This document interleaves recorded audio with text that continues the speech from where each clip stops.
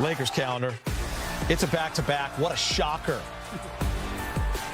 Nice job, association. Pelicans on a Friday night. Thunder, another back-to-back, Brez. So it's at OKC, at Dallas. Then it's the Rockets at home. It's we looked, we saw Denver didn't have one back-to-back in the final month of the season, and the Lakers had 4 or 5. It's pretty comical. But it is what it is, and it's all good. 33-9 for LeBron. He's in the locker room with Allie. LeBron was just talking to Austin. You guys kept it between 7 and 10 all game long. Eventually cut it to 5. What kept you from getting over the hump? Shot making, offensive rebounding. I mean, they was making shots. Brzezinski had a big-time game. Kuminga came in, gave him a big boost off the bench. Obviously, Steph does if Steph does, but, you know, too many second-chance points. Couldn't get over that hump, like you said. Were you guys able to really find a rhythm and versus a team like this to not, if you weren't able to? What's the challenge of getting through that? I mean, it's always a challenge anytime you play Golden State. I mean, it's been like that for the last over a decade. So probably since like 2014, you know, when they really started to get it going. So we know it's always a challenge against them and keep you off balance all game, and you just got to try to figure it out, which we did. We did offensively. We were really good, especially in the second half. We had 69 points in the second half. That was not the reason we weren't able to win.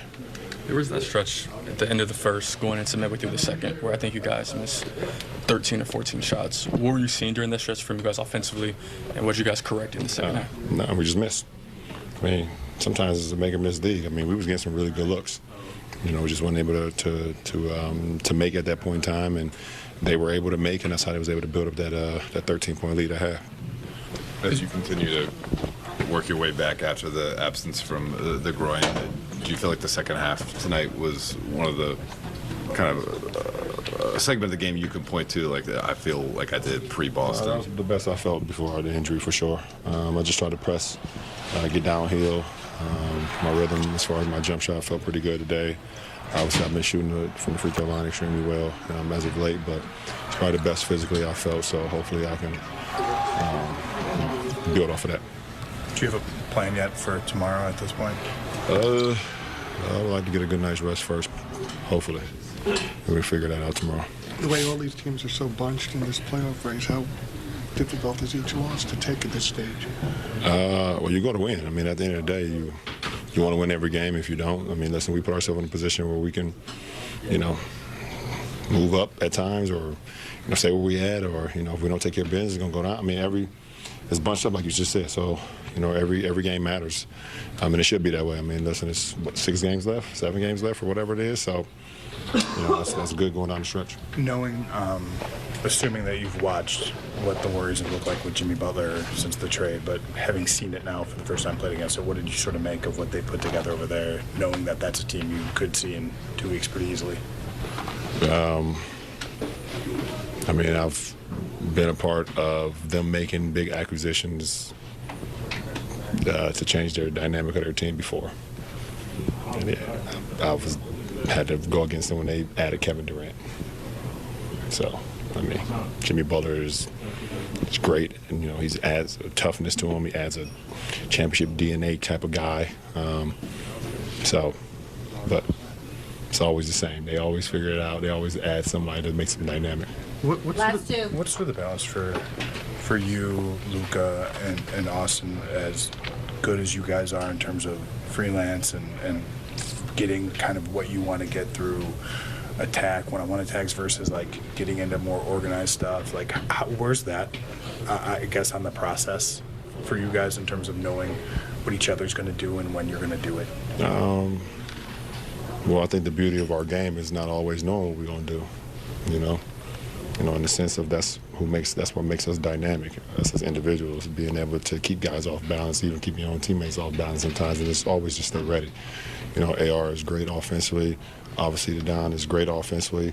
I can sprinkle in a little bit offensively as well from time to time, but, you know, we understand that being organized is always is important, not just for us three, but it's for the other guys. It's for our guys. It's for, you know, Dodo. It's for, you know, Gabe and Jackson, Rui, you know, Goody, you know, Doe, everybody else. That's what the organization point is all about, because we can do what we do.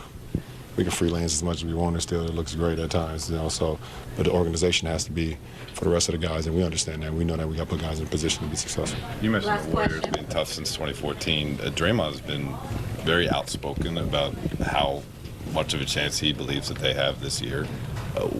Now that you've seen them up close with this version, how much of a formidable foe do you think they're going to be in the West from here on out the rest of this year? I have no idea. I can't answer that question. I got to worry about us. I can't be worrying about other teams, and, that ain't my job. Taylor, 2 halves. LeBron James with 8 in the first half, 25 in the second. He was 8 of 11, 3 for 5 from 3, 6 assists, and 3 rebounds. Big game. I guess if you're taking away a positive, when you look at LeBron since he's come back from injury, and we talked about it in the pregame show how he's gotten better as each game has gone on.